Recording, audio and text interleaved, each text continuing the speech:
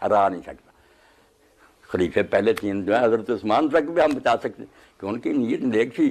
میں ان شیعوں سے کہتا ہوں اگر گورنروں کے طرز عمل پر اعتراض کرتے ہیں، حضرت علی رضی اللہ عنہ جن کو مقرر کیا اپنے عہد میں، وہ سارے آپ دیکھ لیں بیت المال لوٹ کر چلے گئے، کوئی مکہ بھاگ گیا، کوئی معاویہ، حضرت آپ کے خط بھرے ہوئے ہیں، حضرت علی ہاں حضرت علی ان کے گورنر صاحب جب بدجانسیاں کی اور لے گئے سارا خزانہ لوٹ کر، اور آپ نے خط لکھے ان کے بارے میں کہ تم نے میرے دن بدلے ہوئے دیکھے اور میرے ساتھ یہ سلوک کیا۔ تو میں کہتا ہوں تم تو کہتے ہیں کہ امام جو عالم ماکانہ ماجو، جب علی کے چنے ہوئے ساتھ نہیں دیتے، اور اس سے ہم حضرت علی کو کچھ نہیں متون کریں، گورنروں کا اپنا طرز۔ صلح حسن ڈیفرنٹ ہے۔ صلح حسن کے کیس میں امام حسن کمزور تھے اور امیر شام طاقتور تھے کیونکہ انہوں نے ان کے گورنر خرید لیے ہوئے تھے۔ صلح حدیبیہ میں رسول اللہ طاقتور تھے، مشرکین عرب کمزور تھے، تبھی تو وہ صلح آفر کر رہے تھے، بالکل، ادروائز تو وہ مارنے کے لیے مدینے میں 3 دفعہ تو آ چکے تھے۔ کیا اس لیے کہ حضرت اس حسن کو پتا تھا کہ میں یہ جنگ جیت نہیں سکتا، اس کے نقصانات زیادہ ہوں گے، اور اگر حضرت معاویہ جنگ جیت جاتے ہیں کیونکہ بندے گورنر خریدے جا چکے تھے، لوگوں نے جی حضرت معاویہ کے ساتھ اللہ کی فتح آ گئی ہے، تو بہتر یہ کہ معاملہ ان کی کورٹ میں ڈال دیا جائے۔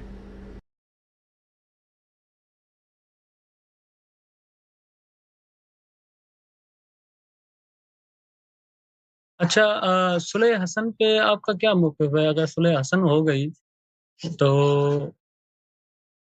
ہمیں صلح کرنی چاہیے نا؟ آپ کو صلح کرنی چاہیے؟ کس سے صلح کرنا آپ نے؟ صلح امام حسن نے صلح کی جو معاویہ کے ساتھ، آپ کیا سمجھتے ہیں کس لیے صلح کی ہے؟ وہ تو آپ سے ہی میں پوچھنے آیا ہوں، اس کا تھوڑا آپ مجھے بتا دیں۔ تو ہوا یہ تھا کہ امام حسن علیہ السلام کے لشکر کے جنرلوں نے معاویہ سے رشوت لیا تھا، اور انہوں نے معاویہ کو خط بھیجے تھے کہ آپ جب چاہیں ہم امام حسن علیہ السلام کو ہاتھ باندھ کر آپ کے سامنے پیش کریں گے۔ اور ان کے فوج کا سالار تھا عبید اللہ ابن عباس، ان کے چچا کا لڑکا، وہ کچھ پیسے لے کے وہ خود معاویہ سے جا کے ملا تھا، اور فوج کے افراد نے خود امام حسن علیہ السلام پہ حملہ کیا تھا، ان کے پیر مبارک کو خنجر مار کے زخمی کیا تھا، ان کو قتل کرنے کی کوشش کی تھی۔ اور یہ مختار تھا مدائن میں، یہ بھی لالچ میں آ گیا تھا۔ اس کا چچا مدائن کا، جب امام علیہ السلام زخمی ہو گئے تھے، اس کا چچا مدائن کا گورنر تھا، تو اس نے اپنے چچا سے کہا تھا کہ معاویہ تو بڑے پیسے دے رہا ہے، ابھی بہترین موقع ہے، امام حسن علیہ السلام زخمی ہے، اس کو پکڑ کے باندھ کے لے کے جاتے ہیں معاویہ کے پاس، وہ ادھر قریب ہی تو ہے، اس کا لشکر قریب ہی ہے، وہ اتنا پیسہ ہمیں دے گا، ٹھیک ہے نا۔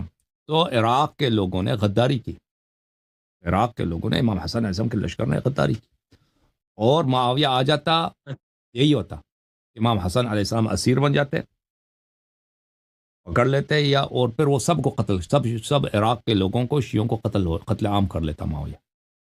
اگر وہ فتح کر لیتا اس صورت میں سب قتل عام ہو جاتے۔ تو یہ امام حسن علیہ السلام نے اپنی جان کی حفاظت کے لیے، اپنے اہل و عیال کی جان کی حفاظت کے لیے، اہل بیت علیہ السلام، امام حسین علیہ السلام کی حفاظت کے لیے، کہ ان کا خون نہ بہے، کہ بچے کو خون نہ بہے اور بے گناہ لوگ یہاں پہ قتل عام نہ ہو جائیں، کیونکہ قتل عام ہونا حتمی تھا، شکست حتمی تھا، معاویہ کے خلاف فتح نہیں ہو سکتا تھا، کیونکہ معاویہ کی بہت بڑی لشکر تھی، اور سامنے سے امام حسن عسکری علیہ السلام، امام حسن مجتبیٰ علیہ السلام کی جو لشکر تھی وہ ٹوٹ چکا تھا، اور لشکر سب جو بڑے جنرل تھے ان کی حالت میں نے آپ کو بتا دی۔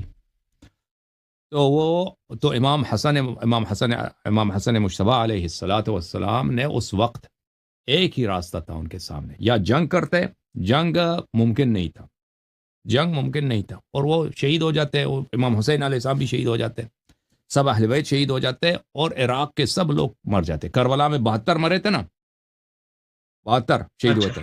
ہاں، معاویہ 72 نہیں 7 لاکھ لوگ کو قتل کر لیتا عراق میں، اور بہت آسانی سے کر لیتا، سب قتل عام ہو جاتے۔ اچھا، اور سر میں نے اب سنا ہی نہیں بھائی، اس نے بات کاٹ دی، سمجھ نہیں آئی بات۔ نہیں، وہ میں سمجھ گیا آپ کی بات میں، صحیح کیا نہیں کیا امام حسن علیہ السلام نے؟ نے بے شک صحیح کیا، اور ویسے بھی دیکھا جائے تو شرائط پہ بدل نہیں ہوا۔